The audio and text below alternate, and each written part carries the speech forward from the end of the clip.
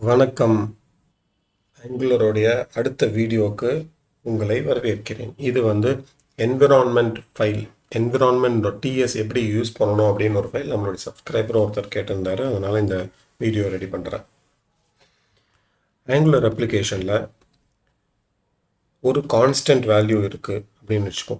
அதாவது என்விரான்மெண்ட்டுக்கு தகுந்த மாதிரி மாறப்போகுது அப்படின்னா டெவ், ஸ்டேஜிங், ப்ராட் இந்தமாரி ஒரு என்விரான்மெண்ட்டுக்கும் இந்த வேல்யூ மாறிட்டே இருக்கும் அப்படின்னா அந்த வேல்யூவை நீங்கள் டைப் ஸ்கிரிப்ட் ஃபைலில் வைக்கிறது சரியாக வராது. ஏன்னா ஒரு டைமும் நீங்கள் பில்டை மாற்றி அடுத்த என்விரான்மெண்ட்டுக்கு புஷ் பண்ணும்போது அந்த வேல்யூஸ்லாம் கரெக்டாக நீங்கள் மெயின்டைன் பண்ணணும். அந்த மாதிரி சமயத்தில் தான் ஆங்குலருடைய environment.ts இந்த ஃபைல் நமக்கு ஹெல்ப்ஃபுல்லாக இருக்கும். இது எப்படி பண்ணணும்னா நம்ம ஏற்கனவே வச்சுருக்கிற ஆங்குலர் அப்ளிகேஷனில் கமெண்ட் ப்ராம்ப்டில் ஓப்பன் பண்ணிக்கிறேன். ng generate environments அப்படின்னு கொடுத்தோன்னா இங்கே என்விரான்மெண்ட்ஸ் அப்படின்னு ஒரு ஃபோல்டர் கிரியேட் ஆகிடுச்சு. இதில் 2 ஃபைல் வந்திருக்கும். environment.tsன்னு ஒன்று, environment development.ts. இந்த environment.ts தான் டிஃபால்ட் ஃபைல். நம்ம எதுவும் ஸ்பெசிஃபை பண்ணலை அப்படின்னா ஆங்குலர் பில்ட் இதை தான் டிஃபால்ட்டாக எடுத்துக்கும். இப்போ இந்த என்விரான்மெண்ட் டெவ்வில் நம்ம என்ன பண்ணுவோம், API URL equal to mydomain.dev.in இப்படின்னு கொடுப்போம். dev.mydomain கொடுப்போம். அது மீனிங்ஃபுல்லாக இருக்கும். dev.mydomain.in கொடுப்போம். Comma separated. வேணும்னா நீங்கள் அடுத்தடுத்த வேரியபிள்ஸை ஆட் பண்ணிக்கலாம். இன்னொன்று இங்கே ஈக்குவல் டு கொடுக்கக்கூடாது, இங்கே கோலன் கொடுக்கணும். இதுதான் இந்த ஃபைலோடைய ஃபார்மேட். இப்போ நான் ng serve கொடுக்குறேன். ng serve கொடுத்தா எனக்கு எரர் இல்லாமல் ஸ்டார்ட் ஆகணும்.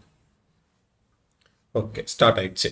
இப்போ app.tsல முதல் விஷயம் இந்த ஃபைலை நம்ம இம்போர்ட் பண்ணிக்கணும். இம்போர்ட்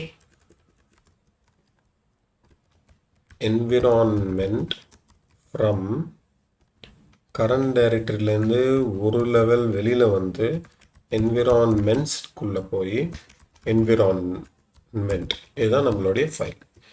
இம்போர்ட் எதுவும் எரர் கொடுக்குதா? சரி,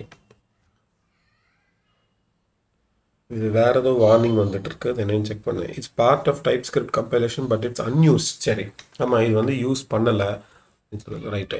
இப்போ என்விரான்மெண்ட்ஸ்குள்ளே யூஸ் பண்ணிட்டோமா. இப்போ இங்கே கன்ஸ்ட்ரக்டரில் என்ன பண்ணுறேன், ஒரு கன்சோல் லாக் போட்டுக்கிறேன். கன்சோல் லாகுக்கு முன்னாடி API URL அப்படின்னு இங்கே வெளியில் டிக்ளேர் பண்ணி this.api URL equal to environment.api URL இப்படி கொடுப்போம். சரி, சக்ஸஸ்ஃபுல்லி கிரியேட் ஆயிடுச்சு. இப்போ console.logல this.api URL பிரிண்ட் பண்ணி பார்ப்போம். இங்கே dev.mydomain அப்படின்னு வந்துடுச்சு பாருங்க கன்சோல் லாகில். ஸோ இந்த environment.development ஃபைல்லேருந்து எடுத்துடுச்சு. இங்கே நான் அப்டேட் கொடுக்குறேன். ஜஸ்ட் ஒரு கன்ஃபர்மேஷனுக்கு அப்டேட் ஆயிடுச்சு. ஸோ இந்த ஃபைல் என்ன எடுக்குது. ஸோ உங்களுக்கு எந்த வேரியபிள் வேணுமோ, எதெல்லாம் கான்ஸ்டன்ட் என்விரான்மெண்ட் தகுந்த மாதிரி மாறும்னு நினைக்கிறீங்களோ அதெல்லாத்தையும் இங்கே நீங்கள் கொடுத்துடலாம். போர்ட் 80 உங்கள் டெவ்வாக இருக்கலாம், பட் 80ங்கிறது ப்ராடாக இருக்கலாம். ஸோ இங்கே டெவ்வோடது இது எல்லாமே டெவலப்மெண்ட்டோடைய டீட்டெயில் கொடுத்துட்டிங்கன்னா அது நீங்கள் அப்ளிகேஷனில் நார்மலாக எடுத்து யூஸ் பண்ணிக்கலாம்.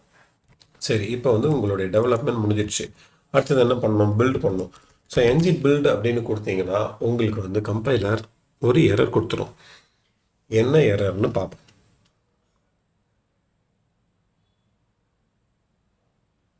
ஏற்கனவே இந்த வீடியோ நான் ஃபுல்லாக ரெக்கார்ட் பண்ணி முடிச்சுட்டேன். கடைசியாக தான் பார்க்குறேன் மைக் மியூட்டில் வச்சுருக்கேன்.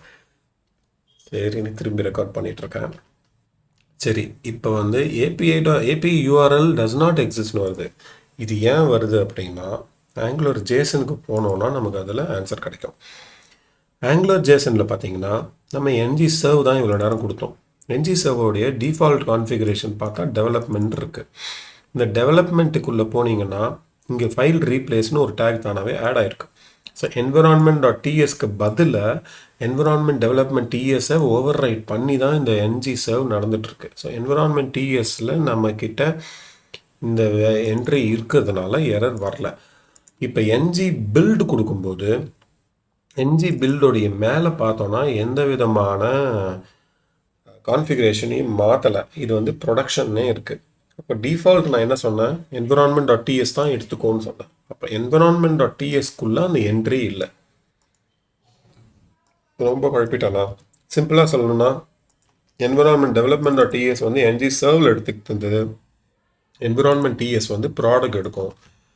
ப்ரொடக்ஷன் பில்ட் எடுக்கும்போது நீங்கள் இது கொடுக்கணும். இங்கேயும் கொடுத்துட்டோம் அப்படின்னா இப்போ வந்து ப்ரொடக்ஷன் பில்டு ரெடி ஆகிடும். இப்போ நான் வேறு என்விரான்மெண்ட் என்கிட்ட இருக்குது, நடுவில் ஒரு ஸ்டேஜிங் வருது. அப்போ என்ன பண்ணுவேன்னா நீங்கள் இன்னொரு ஃபைல் கிரியேட் பண்ணிக்கணும். Environment dot staging dot TS அப்படின்னு கொடுத்துட்டு பில்டு எடுக்கிற சமயத்தில் ஸ்டேஜிங்க்கு பில்டு எடுக்கும்போது ஐஃபன் கான்ஃபிகரேஷன் ஈக்குவல் டு ஸ்டேஜிங் அப்படின்னு இங்கே கொடுக்கணும். இங்கே சாம்பிள் கொடுத்துருப்பாங்க. இந்த டாக்குமெண்டேஷனை கோத்ரூ பண்ணுங்கள். இதில் வந்து ஸ்டேஜிங்க்கு எப்படி பில்டு எடுக்கணும் அப்படிங்கிற மாதிரி போட்டிருப்பாங்க. அதுலேயும் உங்களுக்கு வரல அப்படின்னா நீங்கள் கமெண்ட்ஸில் சொல்லுங்கள், நான் வந்து ஹெல்ப் பண்ணுறேன். ஸோ பில்டு வந்து ரெடி ஆயிடுச்சு, கரெக்டாக அவுட்புட் வந்துடுச்சு. ஸோ இவ்வளோ தான் என்விரான்மெண்ட்ஸோடைய டீட்டெயில். இது ஆக்சுவலாக ஒரு சப்ஸ்கிரைபரும் கேட்டிருந்தார். ஆங்குலரில் நெக்ஸ்ட் ஸ்டெப் இது தான் வீடியோவாக இருந்தது. அதனால் சரி முதல்ல இதை பண்ணி போட்டுடலாம் அப்படின்னு இந்த வீடியோ ரெடி பண்ணேன்.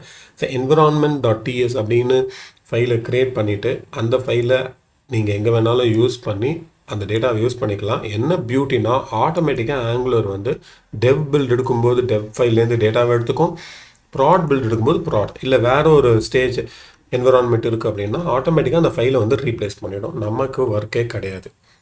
இது வந்து ரொம்ப ஒரு யூஸ்ஃபுல்லான விஷயம். லைவ் ப்ராஜெக்ட்ஸில் யூஸ் பண்ணும்போது இதை ட்ரை பண்ணி பார்த்துட்டு உங்களுடைய கமெண்ட்ஸை சொல்லுங்கள். நீங்கள் உங்கள் ப்ராஜெக்ட்ஸில் இதை யூஸ் பண்ணிகிட்ருக்கீங்க அப்படின்னா அதையும் கமெண்ட்ஸில் சொல்லுங்கள். இந்த வீடியோ உங்களுக்கு யூஸ்ஃபுல்லாக இருந்தது அப்படின்னா ஒரு லைக் போட்டு ஷேர் பண்ணுங்கள். இதை வந்து சப்ஸ்கிரைப் பண்ணி வச்சுக்கோங்க. என்னுடைய சேனலில் போய் மீதி வீடியோஸ் எல்லாம் செக் பண்ணி பாருங்கள். ஆங்குலர், ஜாவா, நோடு மற்றும் ஜாவா பசில்ஸ், லாஜிக்கல் பசில்ஸ் இது சம்மந்தமான வீடியோஸ்லாம் போட்டிருக்கேன்.